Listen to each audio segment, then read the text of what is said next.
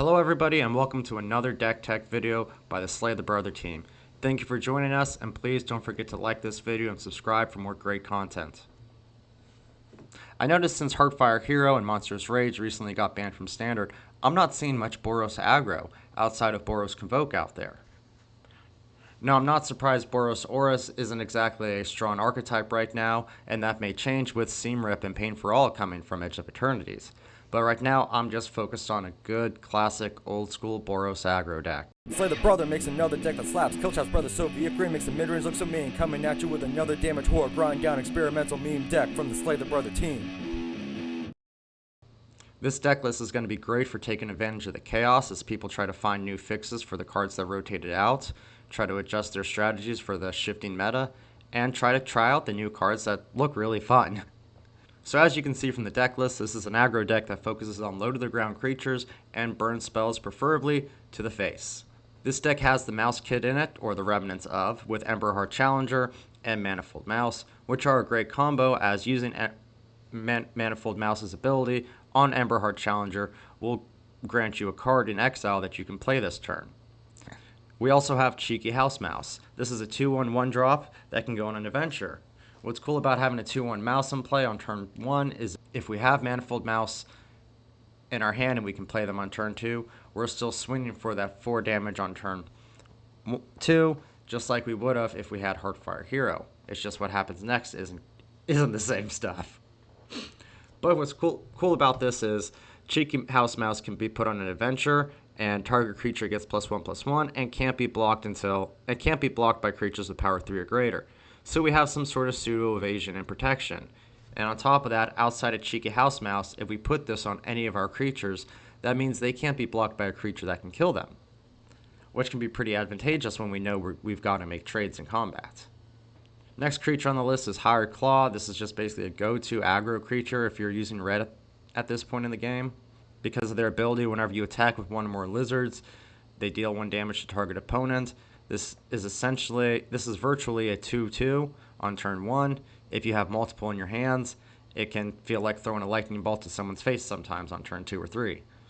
And then of course Screaming Nemesis, another go-to red creature. Even though I've been seeing Tursa get a lot of love in that 3 spot too, they are pretty good, I'm not going to lie. But where they benefit most from the long game, Screaming Nemesis benefits most if you want to close the game out early and prevent healing. So now the rest of the kit, we have some removal and burn spells. We have Burst Lightning, Lightning Helix, Boros Charm. This is a great versatile card for this deck. We can either throw 4 damage at a player's face, 4 damage at a Planeswalker. We can make permanents we control indestructible until end of turn, which is a pretty awesome combat trick for us. Or it helps us wait for that board wipe and then throw this down and really screw the control players up. And then finally, target creature gains double strike until end of turn. This usually isn't what we're going to be going for unless we want to pull out a combat trick.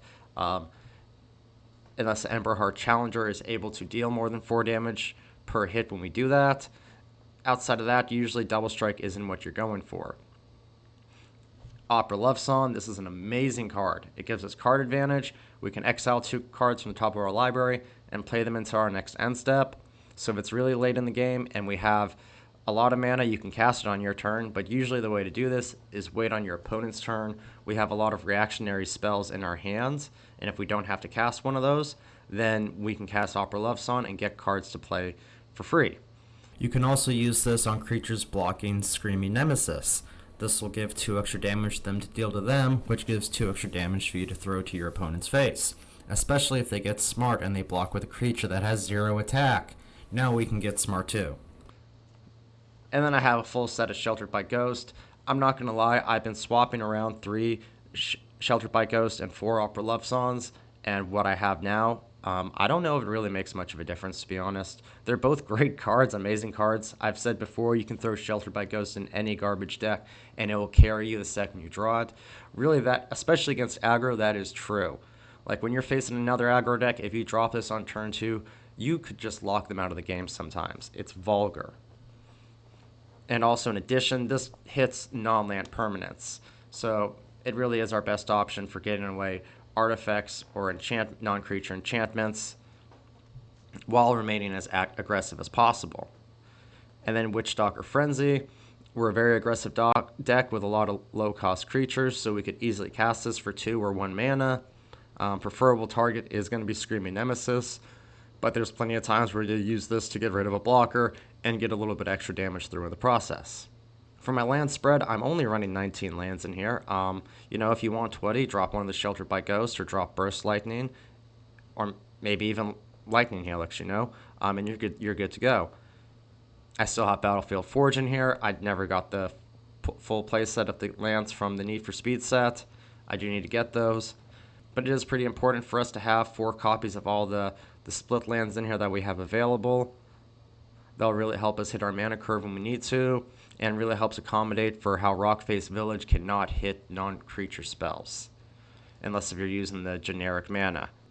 As you can see, we have 2 non-creature spells here that don't require any generic mana, so that can be a thorn in our side occasionally. Honestly, I'm not the biggest fan of that land for this reason. It has lost me games before, but it has also won me games before. So this deck isn't anything crazy like my last Gruul Delirium deck where we've got multiple turn 3 win conditions. In fact, it doesn't even have a single turn 3 win condition, but it is super low to the ground and aggressive. You can close out games by turn 3. You can win the game by turn 4 a lot of the times easily. And because of cards like Screaming Nemesis, Sheltered by Ghost, Opera Love Song, it is possible for us to stay in the long game of the match and really push through these grindy clutches. So overall, this deck has anywhere between a 60 to 70% win rate. My untapped GG is still kind of screwing up, so I can't show you the statistics. Based on the data from what I recorded, though, I was usually winning 2 or 3 matches per every one I lost. I had like 2 5-match win streaks, but I also had 1 5-match loss streak. That did include some of the just going against net draws, which we'll go into in a second when I go into sideboard recommendations.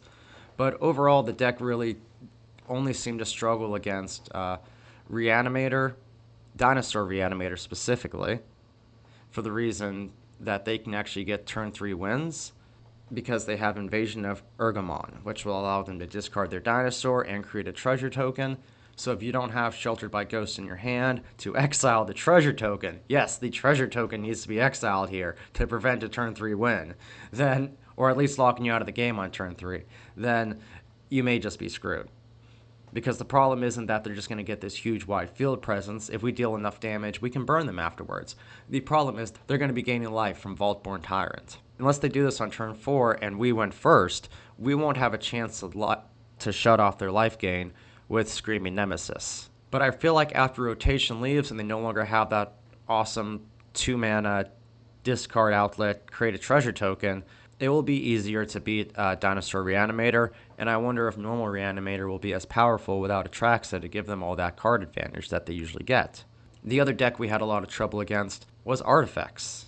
Now, if you're playing best of 3, this is a very easy deck for us to get past. And if Artifacts become that much of an issue in the main meta, then definitely putting in a full playset of a Braid will pay off. But with Brotherhood's End leaving, we have Ruinous Rampage coming in, which is actually a slightly better card for us to have in our sideboard, because not only will this let us exile all artifacts with mana value 3 or less, so they can't be recurred. Most of the artifacts in that deck that give us issue are 3 or less. This also gives us the option to deal 3 damage to each opponent. So even if we put it in our deck and we just got an amazingly aggressive start on these artifact decks, our card to counter them still lets us deal damage to them, which is a great option. As you've noticed, there's a lot of cards in this deck that kind of give us options. We have Boros Charm, we have Opera Love Song, we have the mouse that comes with Squeak By. So anything that helps give us more options is better, especially when we're considering best of 3. And while I'm at making best of 3 recommendations, there are times where people have a lot of removal, and it can be tricky to get past. Yes, we have the Ward 2 from Sheltered by Ghost, and we can make our creatures indestructible with Boros Charm. But adding in extra creatures never hurts, right? Tersa Light Shatter really is a good card to throw in there. Take out Witchstalker Frenzy and put them in there. Just 2 copies. Maybe take out another burn spell and put a 3rd one in there. It will be good to have, especially with all our creatures being so cheap. When our graveyard fills up, that just means we're almost guaranteed to be able to cast something out of our graveyard and put it into play turn 4, turn 5, turn 6. and it can really turn a match around. Get Lost would also be a card I'd recommend for our sideboards, mainly against enchantment decks. They are a very challenging deck to beat, and I don't think much of anything from them is rotating out.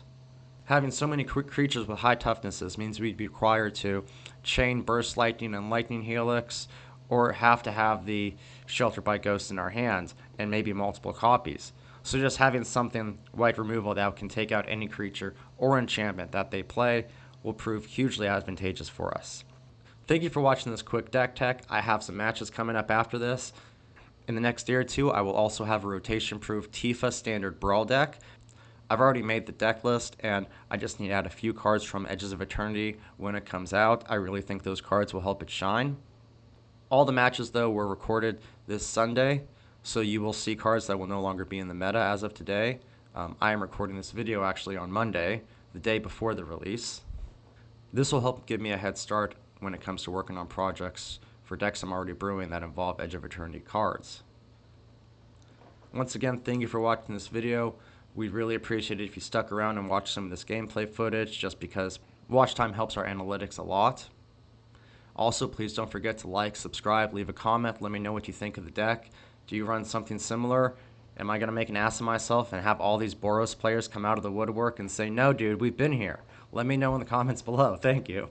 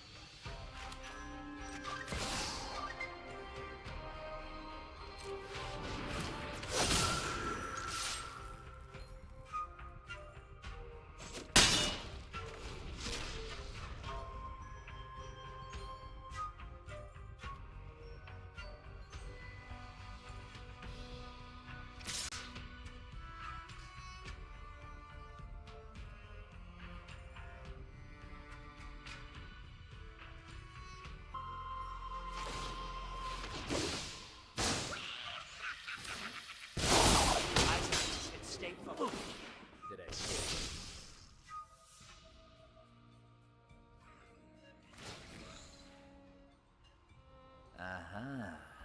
Now I know your weakness.